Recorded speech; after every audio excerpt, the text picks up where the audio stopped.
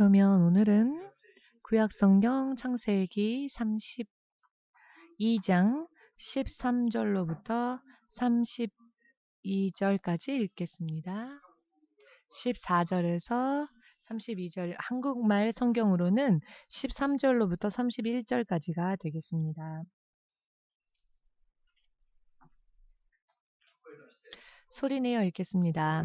야곱이 거기서 경야하고 그 소유 중에서 형 에서를 위하여 예물을 택하니 암 염소가 200이요 수 염소가 20이요 암 양이 200이요 수 양이 20이요 젖 나는 약대 30과 그 새끼요 암소가 40이요 황소가 10이요 암나귀가 20이요 그 새끼 나귀가 10이라.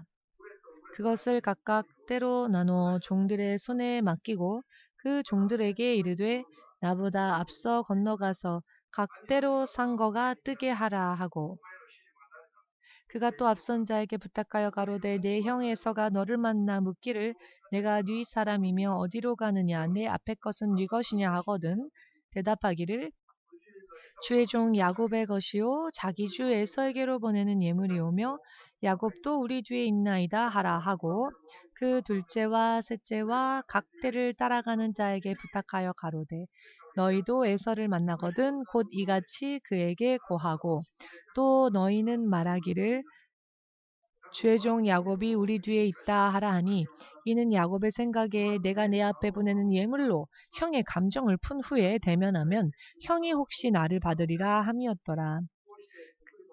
그 예물은 그의 앞서 행하고 그는 무리 가운데 경야하다가 밤에 일어나 두 아내와 두 여종과 11 아들을 인도하여 야복 나루를 건널세. 그들을 인도하여 시내를 건네며 그 소유를 건네고, 야곱은 홀로 남았더니 어떤 사람이 날이 새도록 야곱과 씨름하다가 그 사람이 자기가 야곱을 이기지 못함을 보고 야곱의 환도뼈를 치매 야곱의 환도뼈가 그 사람과 씨름할 때에 위골되었더라. 그 사람이 가로되 날이 새려하니 나로 가게 하라. 야곱이 가로되 당신이 내게 축복하지 아니하면 가게 하지 아니하겠나이다. 그 사람이 그에게 이르되 내 이름이 무엇이냐. 그가 가로되 야곱이니이다. 그 사람이 가로되 내 이름을 다시는 야곱이라 부를 것이 아니요 이스라엘이라 부를 것이니 이는 내가 하나님과 사람으로 더불어 겨루어 이기었음이니라. 야곱이 청하여 가로되 당신의 이름을 고하소서. 그 사람이 가로되 어찌 내 이름을 묻느냐 하고 거기서 야곱에게 축복한지라. 그러므로 야곱이 그곳 이름을 브니엘이라 하였으니 그가 이르기를 내가 하나님과 대면하여 보았으나 내 생명이 보존되었다 함이더라. 그가 브니엘을 지날 때 해가 돋았고 그 환도뼈로 인하여 절었더라. 아멘. 지금도 살아 역사하시는 주되신 하나님, 주님의 입술에서 나온 모든 신실하신 말씀이 창세 이전부터 주께서 세우신 주의 통치 계획이며 주의 생명의 책에 모든 것이 기록되어져 있습니다. 그 통치 계획에 합당하게 우리가 주님께로 돌아가 주님을 청종하며 주의 온전한 보호하심 속에서 살 수 있도록 오늘도 도와주시옵소서. 진리의 말씀을 명확하게 깨달을 수 있게 하시고 그 안에서 보장되어지고 준비되어지는 예비되어지는 축복 또한 믿음의 결과로서 받아 누리며 간증할 수 있도록 한 사람 한 사람을 인도하여 주시옵소서. 이 세상을 사는 동안에도 주님을 닮아가게 하시고 승리의 승리를 거듭 쟁취할 수 있도록 축복하여 주시옵소서. 우리를 만나는 모든 사람들 또한 틀림이 없이 승리를 얻을 수 있게 하시고 함께 주의 나라를 소망하며 믿음으로 당당한 삶을 살 수 있도록, 올바른 믿음을 가지며 살 수 있도록 한 사람 한 사람을 성령과 진리의 말씀으로 깨닫게 하여 주시옵소서. 주 예수의 이름으로 기도하옵나이다. 아멘. 할렐루야.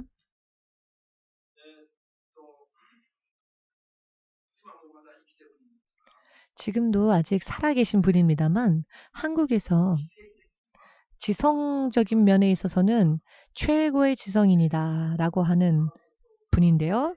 예전에 문화부 장관까지 지내신 이어령 전 장관이 있습니다. 이분이 젊은 시절 때 문학이나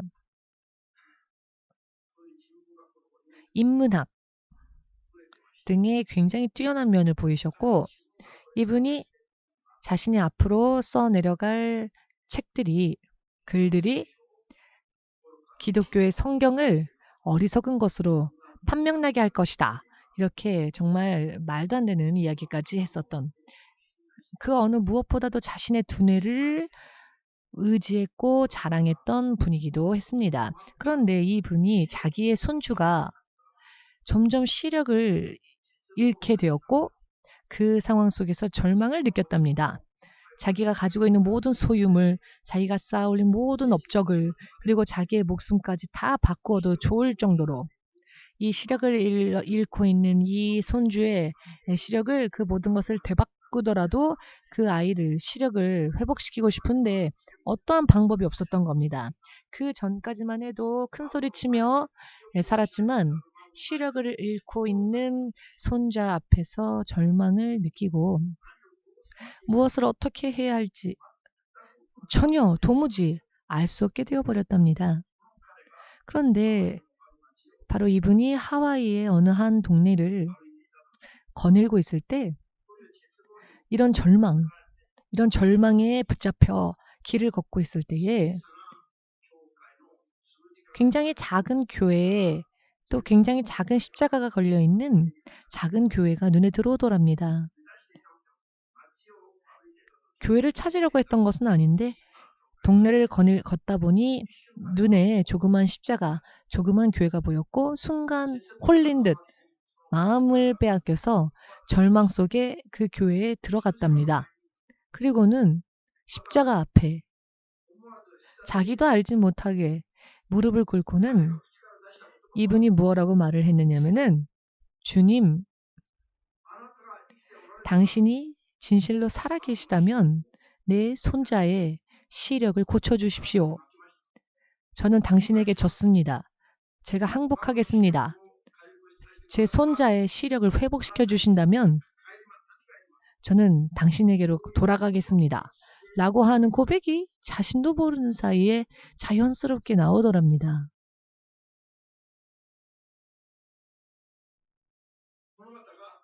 이분이 이것을 계기로 하여서 크리스찬이 되었습니다. 이분이 크리스찬이 된 계기는 시력을 잃고 있었던 손자의 그 상황을 도울 수 있는 어떠한 방법도 세상에 없다는 것을 알았기 때문이었습니다.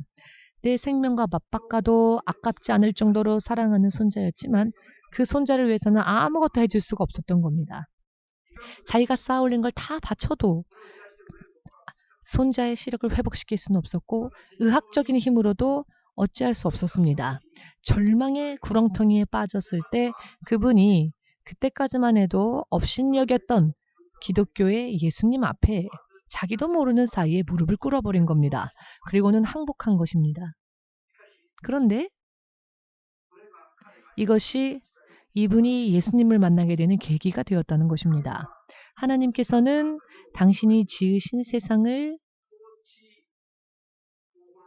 당신의 통치 법 속에서 세상을 다스리시고 세상 안에 있는 모든 사람들의 인생 속에 때로는 사랑의 채찍을, 때로는 시련의 나날을 허락하셔서 사람들을 당신에게로 돌아오게 하시고, 혹은 때로는 채찍을 드셔서 당신의 자녀로서 훈련시키시는 이와 같은 하나님의 통치의 법이 있습니다. 이것은 창세 이전부터 이런 계획이 모두 세워져 있었습니다. 믿으십니까? 시련의 나날이 만일 전혀 없다면 얼마나 평화롭겠습니까? 사람들은 그것을 좋다 합니다. 그런데 그것은 육의 세상만을 바라보는 사람의 판단입니다. 시련이 있음으로 인해 오히려 사람은 단련이 되어지고 훈련이 되어집니다. 하나님께서 지으신 이 세상이 육의 세상도요. 하나님께서 시련으로서 새롭게 만드십니다. 예를 들어서 바다에 광풍이 불고 태풍이 일어나지 않습니까?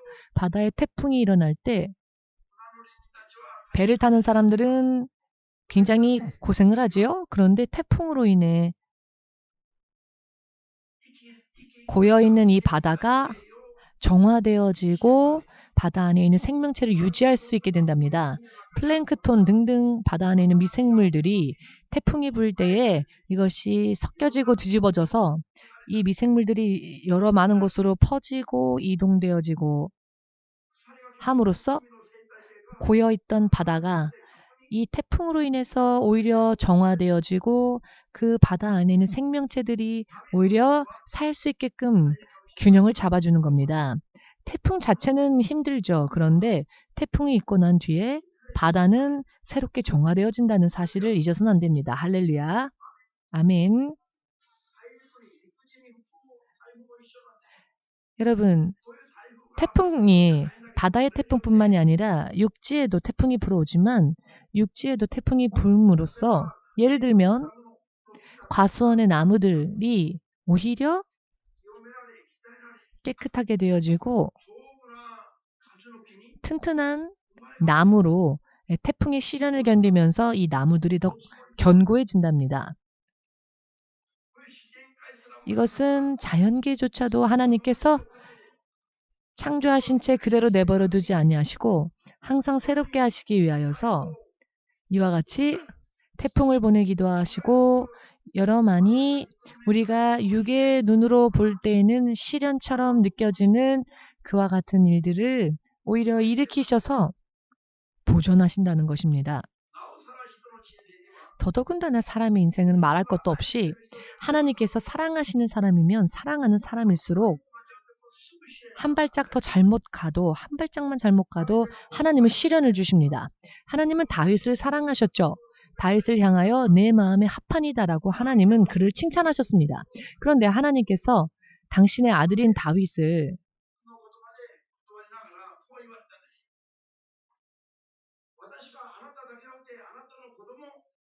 내가 하나님께서 다윗에게 말씀하시기를 나는 너의 하나님뿐만이 아니라 너의 아들 솔로몬의 하나님도 될 것이다. 그렇지만 솔로몬이 내 앞에서 범죄한다면 나는 사람의 채찍을 가지고 그를 징계할 것이다. 할렐루야.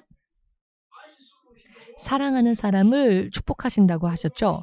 그런데 그 축복의 방법 중 하나로 계명을 어기고 하나님으로부터 떠날 때 하나님은 때로는 사람이라는 도구를 사용하여 채찍으로 삼으셔서 솔로몬을 징계하신다 하셨습니다. 그런데 이것이 하나님이 우리를 사랑하시는 방법 중에 하나라는 것입니다.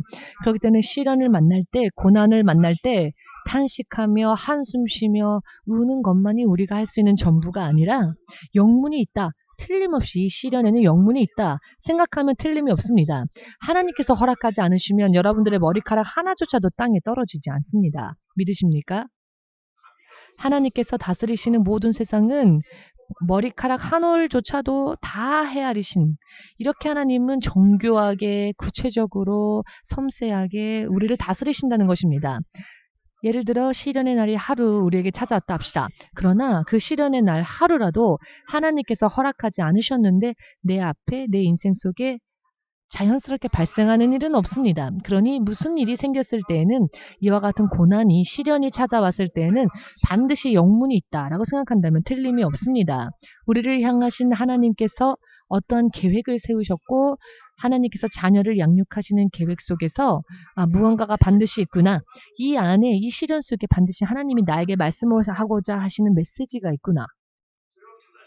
이것을 바르게 배우고 깨닫고 나아가면 자, 예를 들어 지금 온 세상이 다 난리가 났지 않았습니까? 그런데 이런 시련을 만날 때 우리 크리스천들이 어떻게 살아야만 쓰러지지 않을까?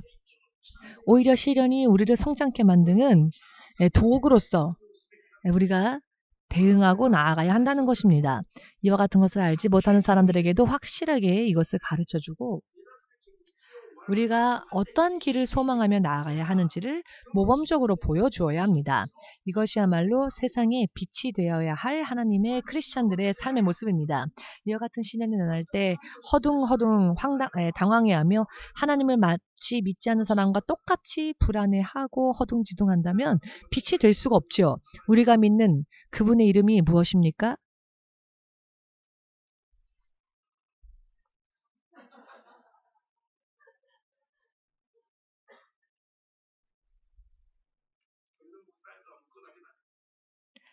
그래도 저쪽 분은 대답해 주셨는데 이쪽 분은 대답을 안 하시네요. 여러분, 가장 좋은 믿음은 어떤 믿음인지 아십니까? 보기만 하는 믿음이 아니라 스스로 행하는 믿음입니다.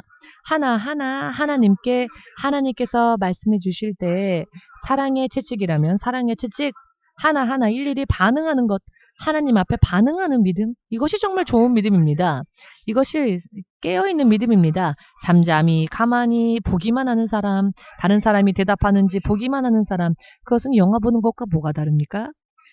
여기에 성가대가 서서 찬양하면 누가 제일 잘생겼지? 누가 제일 눈곱을 낀 채 왔지? 누가 준비를 하고 찬양하지? 이런 것만 사람을 관찰하는 사람들이 있는데요. 그 사람은 제일 곤란한 사람입니다. 여기에 서서 찬양하는 성가대들은 콘서트를 하는 게 아닙니다. 자랑하려고 선 것도 아닙니다. 노래 자랑대회에 나온 것도 아니고요. 무슨 의미인지 이해가 되시지요? 찬양을 회중 모두가 찬양해야 할 찬양을 인도할 뿐입니다. 앞에 있는 성가대들은 회중 찬양을 인도할 뿐입니다. 즉 성가대가 찬양할 때 여러분들도 함께 찬양해야 합니다. 여러분들이 성가대가 찬양할 때 제가 안 보이시겠지만 저도 성가대들이 찬양할 때 함께 찬양합니다. 모두가 찬양을 해야 합니다. 여러분들에게 판단받으려고 성가대들이 여기 선 것이 아닙니다. 혹은 가수라서 여기에 선 것도 아닙니다. 여기에 서기 위한 첫 번째 자격은요, 믿음이 있느냐입니다. 그렇기 때문에 신학생들은 기본적으로 성가대로 섭니다. 왜냐하면은 신학생들이 모범이 되어야 하니까요. 모든 면에서. 하고 싶지 않아요. 하고 싶어요. 이런 본인들의 희망사항으로 성가대가 되는 게 아닙니다.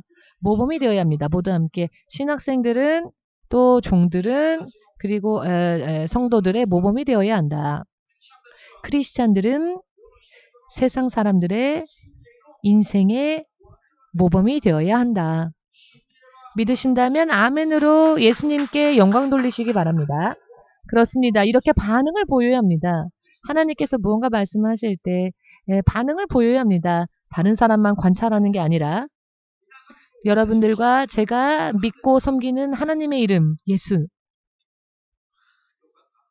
너무 좋습니다. 어떤 사람은 예수 그리스도라고 하는 분이 있는데요. 여러분, 예수는 성이고 그리스도가 이름입니까? 그저 예수로 족합니다. 성도 필요 없습니다. 오직 이름 예수입니다. 아멘. 예수님께서 단아까 예수였다면 어떻게 하시렵니까? 예수님께서 단아까 예수였으면 단아까 가문 이외의 사람들은 안 되겠지요. 스즈키 예수였다면 어떻게 하시렵니까? 심 예수였다면 어떻게 하시렵니까? 예수님은 바로 예수 그 이름, 우리에게 오신 구원주의 이름이 예수, 그리스도는 구원주란 뜻이지요. 이름이 아닙니다. 그리스도는, 예수님은 그리스도이십니다. 아멘 되십니까? 예수는 그리스도이십니다. 또 어떤 사람은 그리스도만 부르는 사람이 있는데요. 어떤 사람이 부처 흉내를 내면서 정좌를 하고는 그리스도가 이런 사람이 있었습니다. 가정 방문을 갔는데 이 사람이 믿음이 좋습니까? 입만 열면 그리스도 하니까. 그런데 하고 있는 행동은 정좌를 틀고 있습니다. 그래서 제가 예수님의 이름으로 이놈이라고는 말로 나지 않았는데 너가 말하고 있는 그리스도가 누구냐? 주 예수 이름으로 명하노니 실토해라 라고 했더니 이 사람이 부처가 그리스도다 라고 하는 겁니다. 그래서 예수의 이름을 빼앗는 자가 사탄입니다. 그래서 예수의 이름을 빼고 말하면 그리스도 그리스도 아무리 멋있는 것처럼 그리스도 그리스도 내가 교회 장로이다. 나는 믿음의 신앙의 관록이 있다. 이런 거를 보여주기 위해서 잘난 척하는 사람들은 그리스도가 말씀하시길 이렇게 이야기를 하는데 예수를 빼버리고 말을 합니다. 그것은 사탄에게 반은 돌아간 겁니다. 의미를 이해하시겠습니까? 제가 일본 선교하면서 정말 이런저런 것을 많이 보아왔는데요. 속아서는 안 됩니다. 일본 사람들은 신기한 게 하나님 믿습니까? 하면 믿습니다라고 하죠. 왜냐하면은 하나님을 다른 신들의 이름도 똑같이 신이라고 부르니까요. 그러니까 하나님을 믿으라고 하면 신을 믿는다라고 일본 사람들은 말하죠. 그러니까 특히나 일본 사람들한테는 신을 믿느냐, 신을 가미라고 하지요. 가미를 믿느냐라고 하지 말고 예수님을 믿어야 된다라고 얘기해야 합니다. 왜 예수님을 말하려고 하지 않습니까? 모두 함께 예수! 할렐루야. 여러분과 제가 믿고 섬기는 예수님은 그리스도이시며 세상을 이기신 하나님이십니다. 아멘 되십니까? 그렇기 때문에 우리가 그리스도 예수를 따라가는 크리스찬이라는 것을 정말 자랑스럽게 생각해야 합니다. 오늘부터 명함 좀 만드십시오, 여러분. 동경 EMC의 신자 누구누구. 무슨 의미인지 이해되시겠습니까? 어디 회사에 무슨 직함 사장이니 부장이니 박사니 이런 거 명함에 쓰지 마시고 동경 EMC의 신자.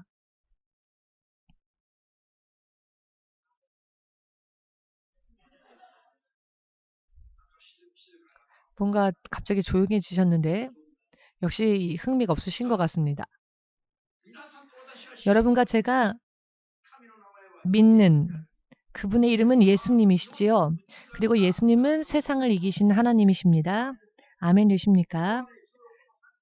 요한복음 16장 33절을 보시면 세상에는 환란이 있게 되어 있다라고 하셨습니다. 그러나 보라 내가 세상을 이기었노라. 그러니 너희는 담대하라 라고 하셨습니다. 너희가 예수를 믿는다면 그리스도를 믿는다면 담대하라 라고 하셨습니다. 그 담대한 삶을 세상에 보여주어야 합니다. 드러내야 합니다. 지금 코로나 바이러스 때문에 우왕좌왕하는 크리스찬이 있다면 크리스찬 그만두십시오. 이와 같은 시련의 때에 오히려 우리가 세상을 향해 어떠한 모범을 보여야 할지 확실하게 알아야 합니다. 어떻게 해야 합니까? 이렇게 허둥지둥해서는 안 된다는 겁니다. 우리가 믿는 예수님은 세상을 이기신 분이십니다. 아멘 되십니까? 이 세상에는 환란이 고난이 끊이지 않습니다. 연이어서 일어나게 되어 있습니다. 사람이 코로나 바이러스 예를 들어 백신을 사람들이 개발하면 그 다음에는 또 다른 새로운 질병이 일어날 겁니다. 전염병이. 아멘 되십니까? 사람의 힘으로는 세상을 이길 수가 없습니다. 세상을 이기신 분은 오직 예수님 한 분이시기 때문입니다. 할렐루야. 아멘.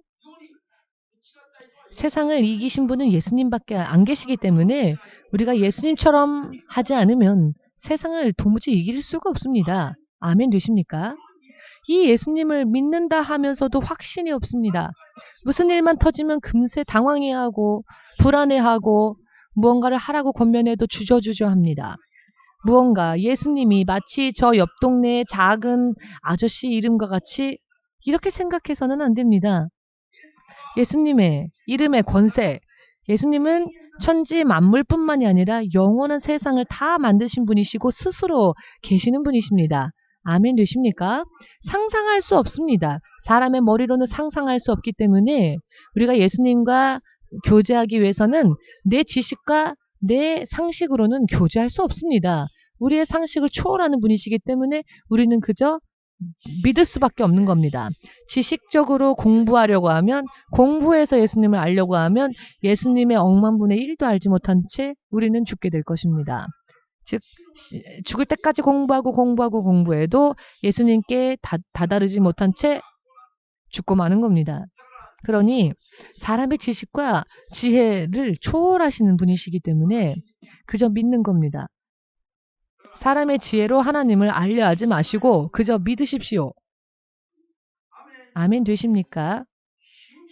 믿으면 의심치 않고 믿으면 비로소 하나님을 알 수 있게 되고 하나님의 사람으로 살 수 있으며 예수님처럼 세상을 이길 수 있게 됩니다. 성경을 통해 그것을 배워야지요. 성경을 통해서 이것을 배우지 않으면 내가 크리스찬으로서 승리하리라 하기란 어렵습니다. 세상에는 환란이 있게 마련입니다. 그런데 세상에 있는 크리스찬들에게 하나님은 무엇을 약속하셨습니까? 환란에서 패하는 패배가 아니라 그 환란에 맞서 이기는 승리를 예수님은 믿는 자들에게 약속하셨습니다. 아멘. 오늘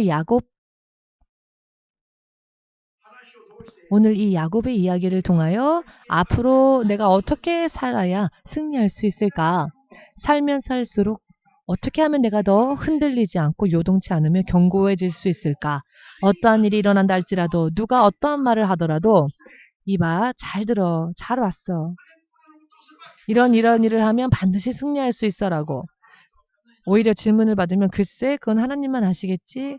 가끔 하나님을 큰 분이고 나는 작은 자다라는 겸손의 의미로 내가 어떻게 알겠습니까? 하나님만이 아시지요 라고 말하는 사람들이 있는데 이렇게 말을 하면 마치 하나님은 크신 분이고 나는 지극히 작은 자다라고 하는 겸손의 표현이다라고 하는 분들이 계신데 그러나 사실 그것은 아무것도 모르는 무지한 크리스찬일 뿐입니다.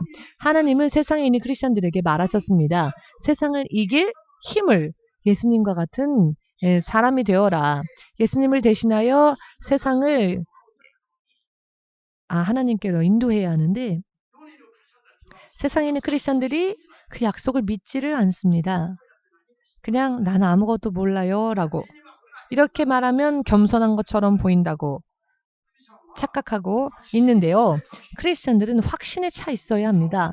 확신이 있어야 합니다. 쓰러지는 자를 견고하게 세워줘야 합니다. 절망에 있는 자들을 그 절망 속에서 끄집어내 주어야 합니다. 이렇게 놀라운 자부심과 권세를 가진 자들이 크리스찬이어야 합니다. 아멘 되십니까?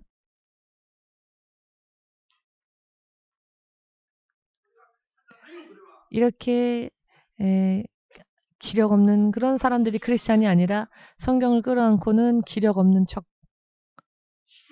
조용하게 걷는 그런 사람들이 크리스찬이 아닙니다. 저처럼 이렇게 걸으십시오. 모두 함께 크리스찬은 예수님처럼 권세 있는 자부심 있는 거룩한 사람이어야 한다. 아멘. 옆 사람 얼굴 좀 봐주십시오. 당신의 얼굴에 광채가 보이네요. 오로라가 보입니다. 안 보이죠? 절대로. 여러분들이 믿지 않는 자들 혹은 믿음이 약한 사람들과 만났을 때에 무언가 당신은 뭔가 좀 틀리네요. 당신은 뭔가 좀 틀리네요. 라고 사모님이 한국의 금식원에 가서 기도를 했었을 때에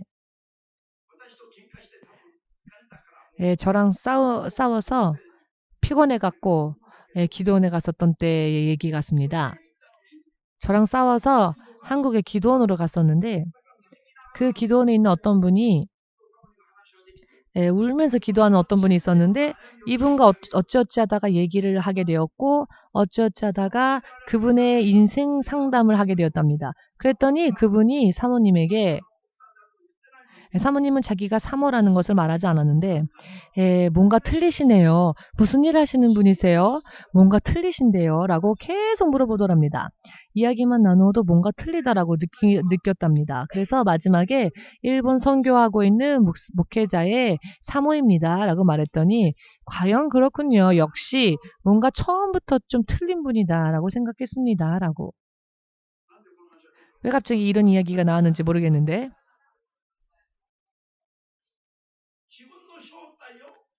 내 정체를 드러내지 않더라도 상대방이 보고 그저 이야기하는 것만으로도 이 사람은 뭔가 틀리다. 이 사람은 세상 사람과는 뭔가 틀리다. 뭔가 다른 분위기, 뭔가 신뢰할 수 있는 그러니까 인생 상담까지 했겠죠. 그런데 이렇게 세상의 빛이 되어야 하지 않겠습니까?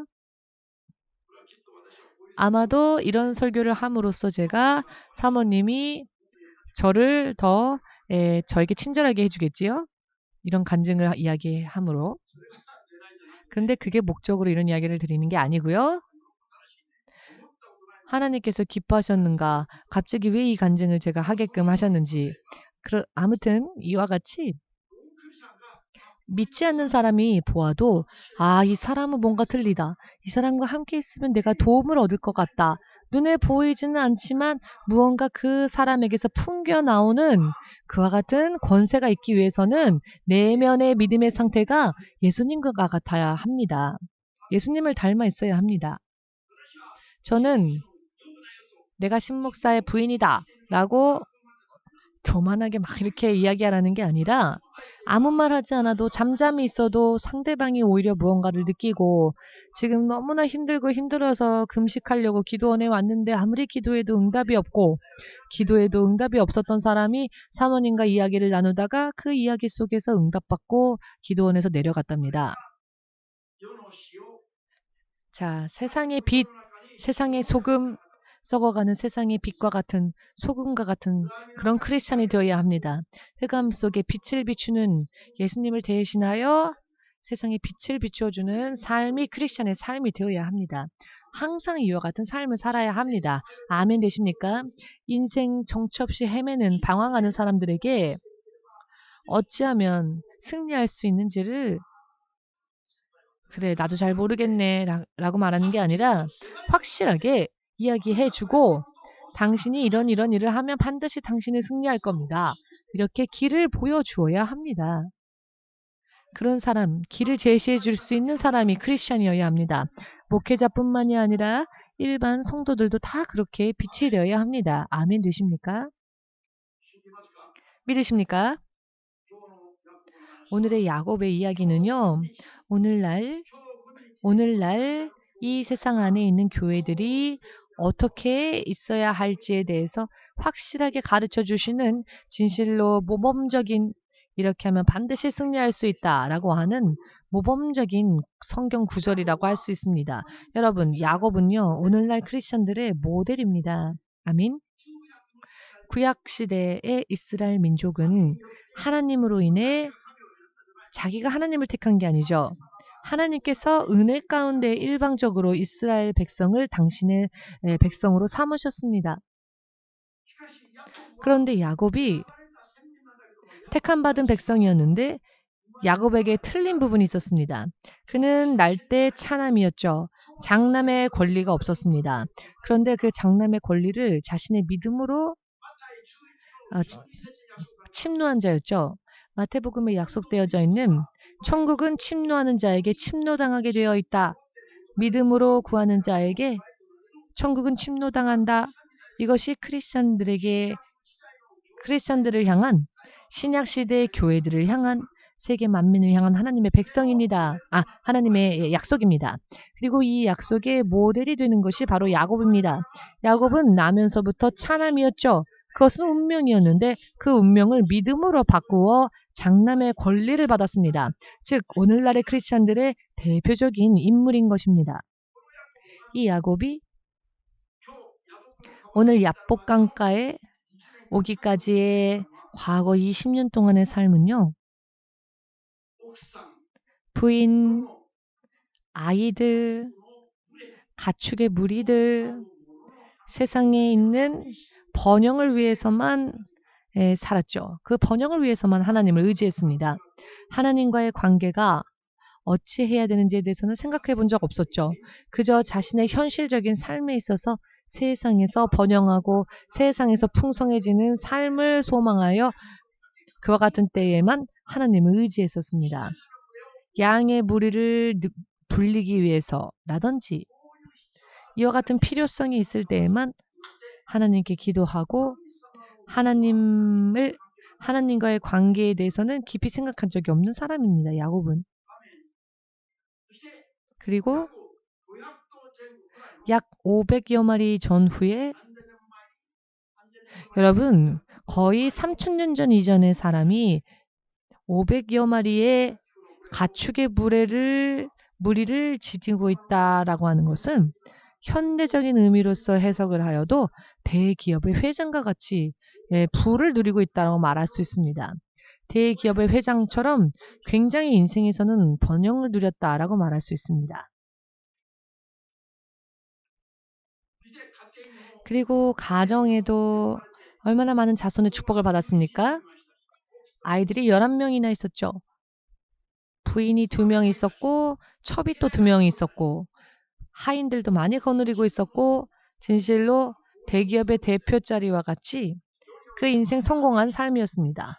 세상에서는 번영한 삶, 성공한 삶, 부자유가 없는 삶, 자, 이런 삶을 소망하며 야곱이 지금까지는 걸어왔던 겁니다. 그런데 오늘 이 야곱이 야복 강가에 이르렀을 때 갑자기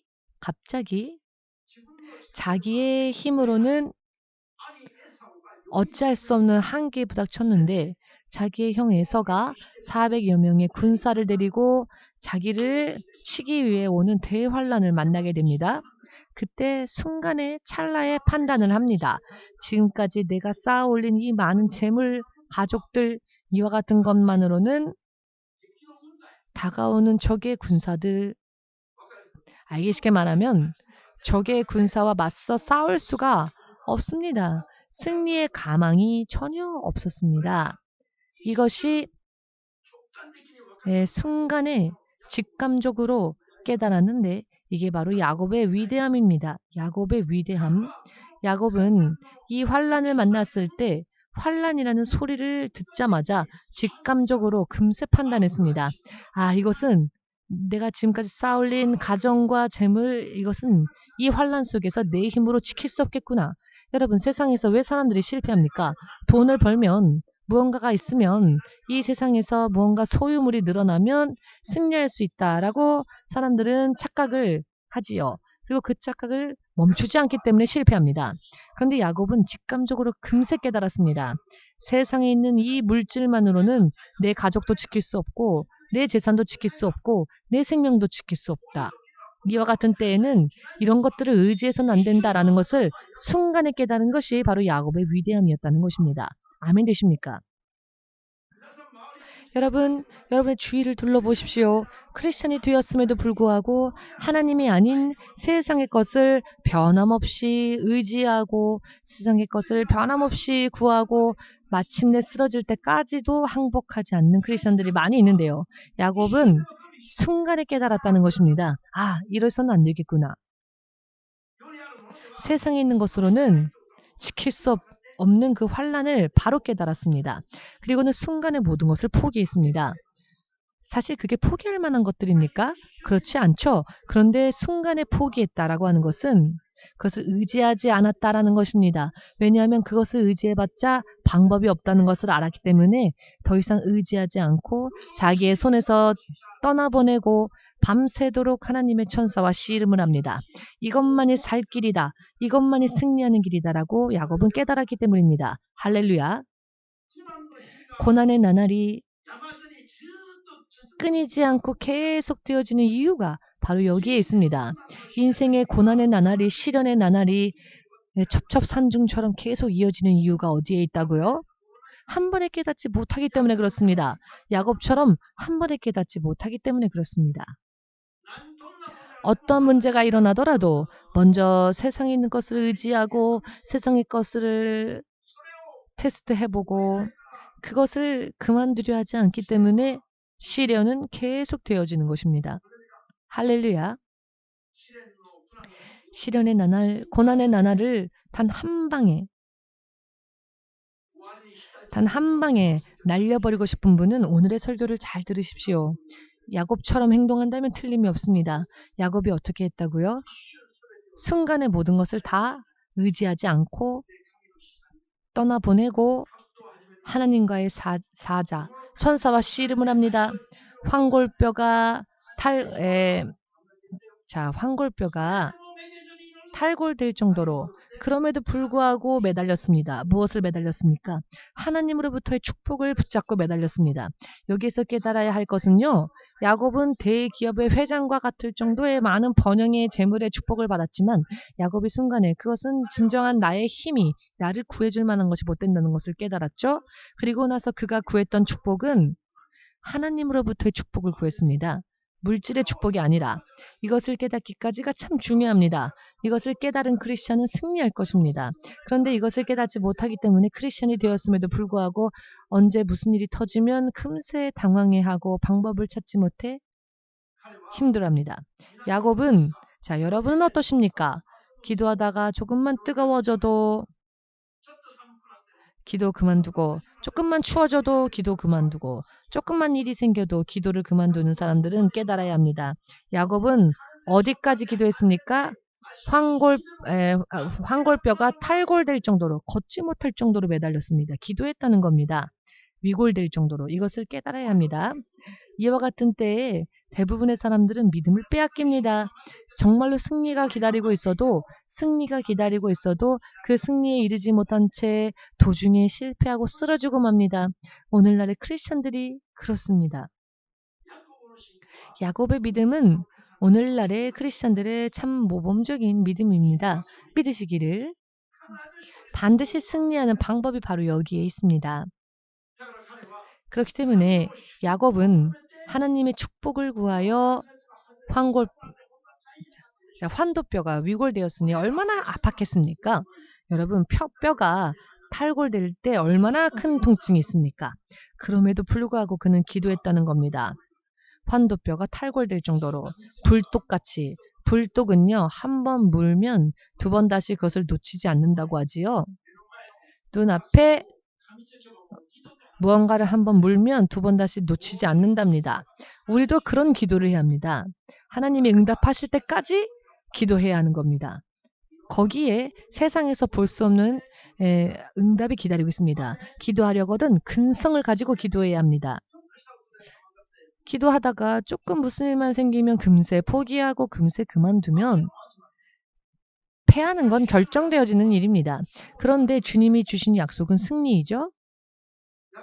야곱이 구했던 축복은 무엇이었는가 하면은요. 하나님께서 보셨을 때의 축복, 하나님의 관점의 축복인 겁니다.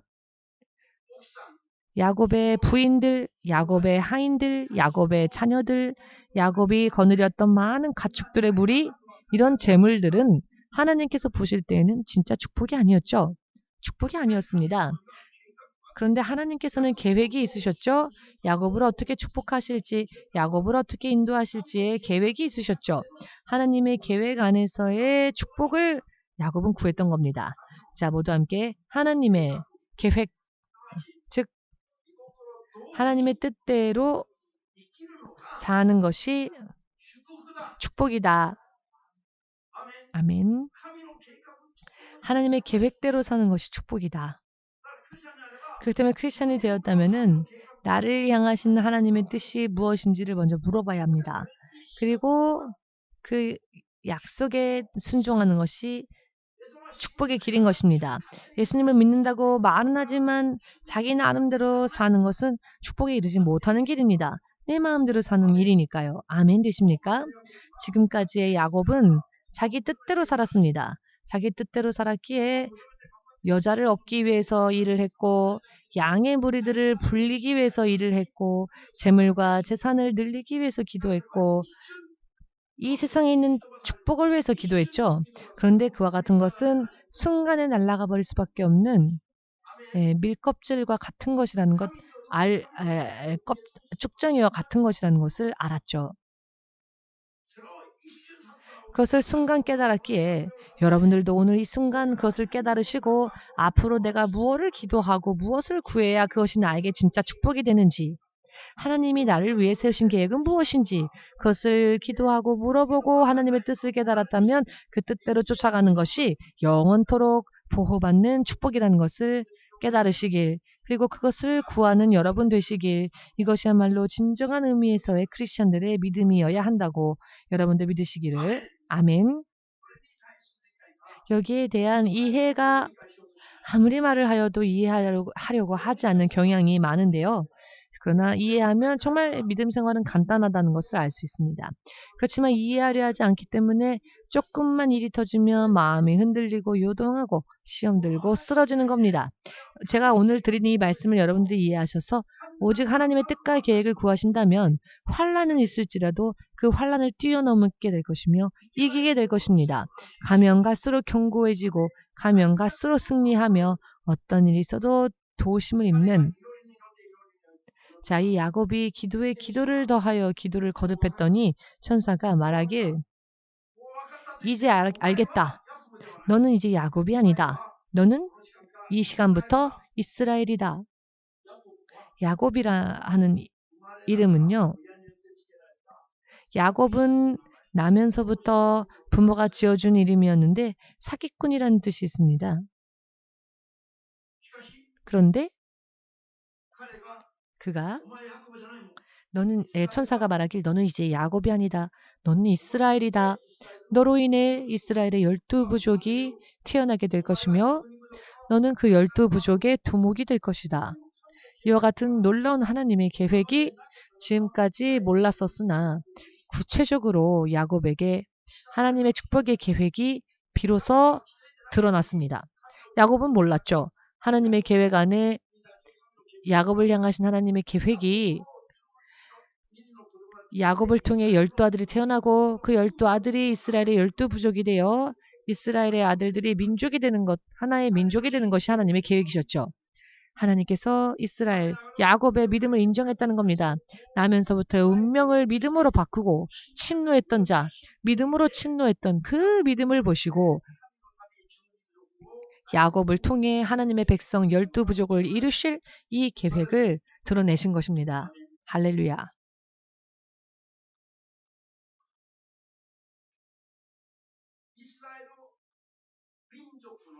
이스라엘 민족의 이름이지만 실상은 이스라엘 개인의 이름이기도 합니다. 야곱의 개인의 이름도 이스라엘이지요. 야곱으로부터 12부족이 나왔기 때문에 아멘. 이것이 바로 하나님의 계획이었고 이 계획이 바로 야곱에게 있어서는 진정한 의미에서의 구해야만 할 축복이었던 겁니다. 아멘. 이 약속을 받은 순간 그때까지의 상황이 완전히 뒤바뀌었죠. 형 에서가 그를 죽이기 위해 400명의 군사를 데리고 쫓아왔던 에서가 그 마음이 누그러져서는 그 마음이 180도 바뀌어서 너가 보낸 이 많은 가축들 필요 없다. 내가 다 너에게 돌려주겠다. 나에게도 많은 가축이 있다. 그리고 앞으로 가야 할 길이 험난하니 내가 너가 갈 길을 안내하겠다. 아우야 안심하라.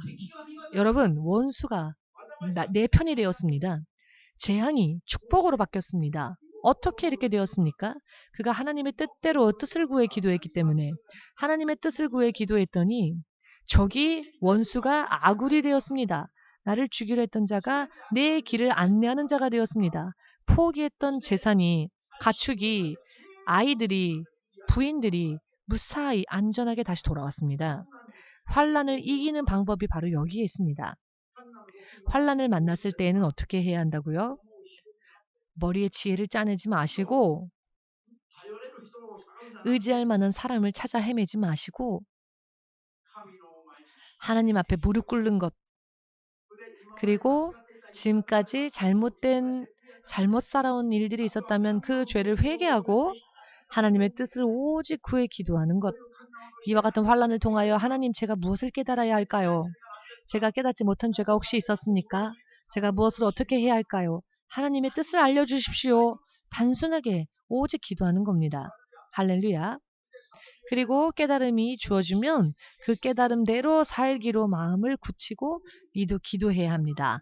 그리하면 환난의 나날들이 다 지나가 버리고 그때까지 끌어안고 있었던 모든 문제들이 해결되어져서 그 다음 단계의 믿음으로 성장할 수 있게 됩니다. 아멘 되십니까?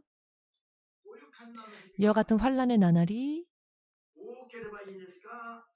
많으면 좋을까요? 적으면 좋을까요?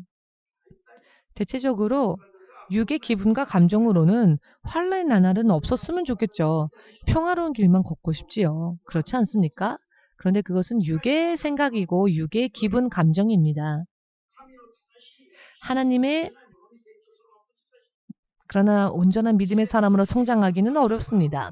그런데 시련이 많이 있으면 있을수록 여러 많은 의미에서 훈련되어지고 연단되어져서 연마되어져서 영적으로는 온전한 모습으로 성장하게 되는 것입니다. 할렐루야. 아멘. 아니란 기분으로 아무런 환란이 없었으면 좋겠어요. 아무런 환란 없이 살고 싶어요 하는 분이 있다면 그분은 영적으로 성장이 없는 영적으로는 견고해질 수가 없습니다. 그러나 여러 파란만장한 일들이 많이 일어나면 그 일이 일어날 때마다 주님 앞에 무릎 꿇고 죄를 회개하고 기도하면 그때마다 여러 많은 면에서 견고해지고 예수님의 믿음의 분량에까지 이를 수 있게 된다는 것입니다. 할렐루야. 아멘. EMC 교회가 지금까지 22년 동안 여러 많은 의미에서 여러 많은 시련을 만나왔습니다. 처음에는 돈이 없었죠. 빈손으로 시작한 목회로부터 공원에 가서 집회를 하려고 하면은 공원 관리과가 얼마나 맹렬히 반대를 하는지 공격을 해오죠. 정말로 거세게 공격을 합니다. 최근 코로나 바이러스 때문에 다시 공원과 관리국 사람들이 잔소리를 하기 시작했고 그래서 대부분의 그 교회가 그 우에노 공원 등등에서 그 노숙자분들을 위한 집회를 했었던 교회들이 다 그만두었고 우리 교회만 지금 하고 있답니다. 그래서 지난번에 공원과 관리국 사람이 와서 말하기로는 왜 EMC만 합니까? 라고. 그래서 제가 강하게 말하면 상대방도 강하게 나오니까 부드럽게 얘기를 했습니다. 빨리 끝나게끔 하겠습니다. 라고. 얼마나 많이 주문해 온지 아십니까? 그러면 알겠습니다. 그렇게 하겠습니다. 무슨 말을 해도 그만두지를 않으니까 22년 동안 그만두지 않는 걸 보아왔기 때문에 공원과 사람들도 공원관리과 사람이 볼 때는 신목사가 참 문제의 인물이겠죠. 다른 교회들 다 안 하는데 왜 EMC만 계속하냐? 아무리 그런 말 해도 저는 안 통하니까요. 다만 육적으로 우리도 같이 부닥치면 문제가 일어나니까 부닥치지 않기 위해서 많이 기도합니다. 많이 금식하고 그리고 무슨 일을 하더라도 주님이 내 편이 되어 주셔서 어떤 일이 있다 할지라도 문제가 일어나지 않고 길이 열릴 수 있도록 충분히 기도하고 나가서 그때는 큰 소리를 쳐도 문제가 안 터집니다. 기도하지 않고 내 마음대로 하면은 문제가 터지는데요.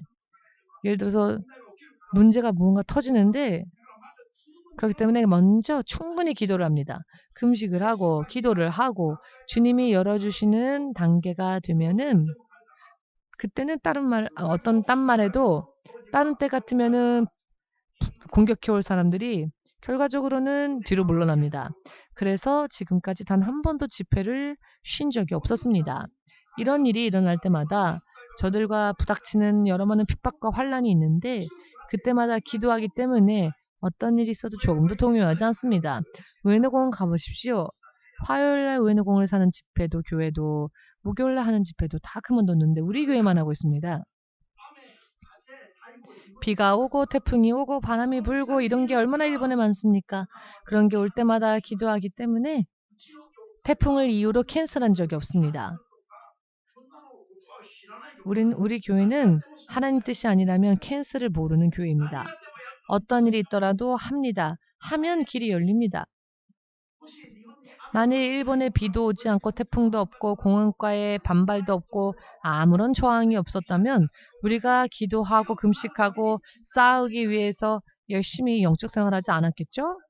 만일 그랬다면은 우리는 20년이 지나도 2년밖에 안 지난 것처럼 언제나 피곤하고 언제나 무언가 약해져 있고 성령의 능력을 이것저것 구하지도 않았겠지요.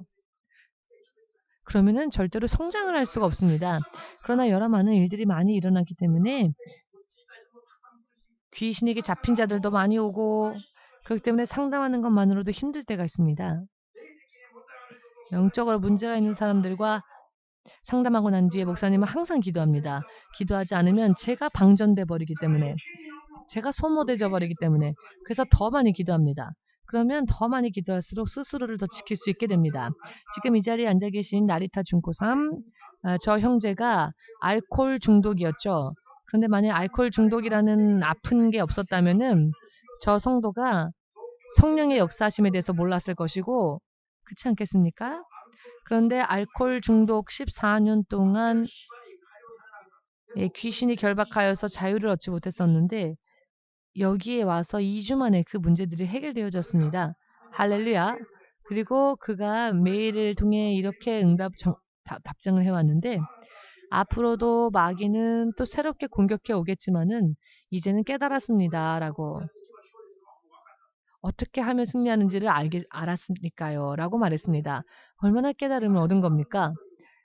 나리타 성도에게 만일 알코올 중독이라고 하는 아픔이 없었다면은, 정신적인 면에서 귀신에게 붙잡히는 그런 일들이 없었다면은 성령의 능력을 구하는 믿음은 없었겠지요. 그냥 교회만 왔다 갔다 하다가 어느 한순간에 귀신이 맹렬히 공격해오면 순간에 무너져서 쓰러질 수밖에 없었겠지요. 그러나 지금까지의 시련이 성령의 역사에 대한 중요성을 알게 하였고 그가 깨닫게 된 계기가 되었습니다. 재앙이 오히려 축복이 되어서 제가 우리 교회에 온 지 2주밖에 지나지 않았는데도 영적으로는 이미 열려 있습니다. 저 안에 있었던 귀신이 내가 졌다라고 패배를 인정하더랍니다. 지금까지 저 형제를 힘들게 했었던 귀신이 어느 날 내가 졌다, 내가 나가겠다라고 하더랍니다. 여러분, 이런 이야기들이 이해가 되십니까? 저 형제의 인생을 엉망진창으로 만들었었던 귀신이 내가 나가겠다고, 내가 졌다고 하는 거를 자기의 눈으로 보았답니다. 여기 와서 일주일 만에, 지금까지 14년 동안 치유되어지지 못했었지만 열흘 만에 전부 나았습니다. 완쾌했습니다. 주님은 살아계십니다. 아멘 되십니까? 그러니 두려워할 일 없습니다. 세상에 어떤 일이 벌어지건 두려워하지 마십시오. 두려워할 일은 딱 하나 있는데 예수님을 향한 올바른 믿음이 없는 것을 두려워하십시오. 어떤 고난 시련이 온다 할지라도 예수님이 이미 이기셨으니 그와 같은 시련 때문에 마음을 아파하지 마십시오. 두려워하지 마십시오. 세상을 이기신 예수님을 믿는다고 하면서도 그 예수님을 온전히 신뢰하지 못했다면 그게 더 우리가 무서워해야 할 일입니다. 의미를 이해하시겠는지요? 2주간밖에 교회를 다니지 않은 사람이 이 교회에 2주밖에 되지 않았는데 단 2주 만에 영적으로 어떻게 해야 승리를 하는지를 다 체험하고 매번 목사님한테 보고를 해오는데 얼마나 장문의 메일을 보냈는지 아십니까? 그런데 그 이야기를 들을 때마다 목사님이 보람을 느낍니다. 누가 나리타 신고상입니까? 저 얼굴을 보십시오. 저분이 지금 일어나신 분이 노리타 신고입니다. 중고상. 나리타 중고상입니다. 네, 자리에 앉아 주십시오. 깨닫지 못했을 뿐이지 실제로 있는 세상의 이야기입니다. 크리스찬이 되면 기본부터 이런 영적인 존재에 대해서 기본부터 알아야 합니다. 긴 시간 믿지 않으면 몰라요. 목사가 아니니까 몰라요가 아니라 크리스찬이 된 순간부터 세상과 음부의 권세, 그러나 그 음부의 권세를 이기는 능력을 크리스찬들에게 주셨다는 것을 알아야 합니다. 예수님의 이름과 성령의 역사 안에 모든 승리가 있습니다. 그런데 믿음이 없으니까 그것이 나한테 유효하지 못하고 나에게 이익이 되지 못합니다. 자, 결심을 하십시오. 이제 결심을 하시고요. 지금까지 세상의 교회들이 야곱의 과거의 20년과 같았던 가정과 물질과 세상의 번영만을 추구하며 그와 같은 것들은 순간 바람에 휩쓸릴 수밖에 없는 허무한 것들이었다는 것, 이것을 구해왔던 것들을 회개하고 나를 향하신, 교회를 향하신, 세상을 향하신 하나님의 계획이 무엇인지를 알기 위해 기도하고 나아가면 모든 것은 하나님께서 순간이라도 회복시켜 주실 수 있습니다. 이것을 깨달으시고 바른 믿음 위에 개인이 서야 합니다. 그리고 인생의 여러 많은 시련의 나날들이 다가올 때에는 여러분 당황해하지 마십시오. 법대로 하면 됩니다. 법대로 하면 금세 그곳에 승리가 기다리고 있습니다. 그리고 그것으로 인해 나는 그 다음 단계로 나아가게 되며 그때마다 더 믿음이 흔들리지 않고 견고해져서 이 마지막 때를 선두에 서서 달릴 수 있는 믿음 위에 설 수 있게 될 것입니다. 그러니 먼저 어떠한 일이 일어나더라도 여러분 동요하지 마십시오. 왜냐하면은 여러분들 안에 있는 권세는 예수님 안에 있는 권세입니다. 예수님의 권세를 여러분들에게 약속하셨습니다. 아멘 되십니까? 그러니 여러분 예수님은 주저하지 않으셨습니다. 예수님은 망설이지 않으셨고 예수님은 동요되지 않으셨습니다. 그러니 여러분들도 여러분들의 마음속에 그와 같은 것을 허용하지 마십시오. 모두 함께 어떠한 일이 일어나도 동요되지 아니하고 담대하게 예수님처럼 하나님의 뜻만을 구하며 나아가면 원수가 아군이 되고 재앙이 축복으로 변하고 고난의 나날들이 성장의 찬스가 된다. 그렇게 믿고자 원하시면 아멘으로 주님 앞에 마음껏 영광을 돌리십시오. 자, 그러면 우리 지금까지 과거에 나의 삶 속에서 내가 육으로 살아온 죄들이 있었다면 회개하고 세상을 바라보고 세상을 구하며 살았다면 그것을 회개하고 이제는 하나님의 나를 향해 세우신 계획을 구하며 기도하겠습니다.